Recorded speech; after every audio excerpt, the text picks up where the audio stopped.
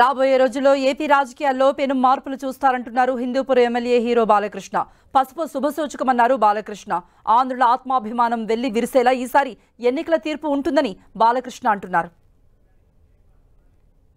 అలాగే పసుపు ఒక మంచి ఆనందమైన వేడుకలకు ఆహ్వాన గీతం. పసుపు అనేది ఒక సంక్షేమానికి ఒక నిర్వచనం. అలాగే పసుపు అనేది ఒక అభివృద్ధికి ఒక నిదర్శనం. అలాగే పసుపు అన్నది ఆత్మాభిమానానికి ఒక నిలువెత్తు రూపం. అలాగే పసుపు అన్నది ఆత్మ గౌరవానికి ఎగరేసిన కేతనం.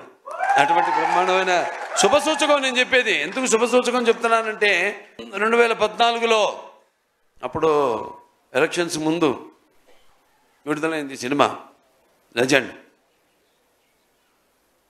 దాని ప్రభావం ఎంత ఉండిందో ఆ ఎలక్షన్స్ యొక్క రిజల్ట్స్ ద్వారా మనకు తెలిసింది. ఇవాళ మళ్ళీ రేపు ఎన్నికలు రాబోతున్నాయి. మేము ప్రతి సినిమాలో కూడా ముందే ఊహించి 10 ఏళ్ళ తర్వాత జరగబోయేది ఎప్పుడో లెజెండ్లో చెప్పాం.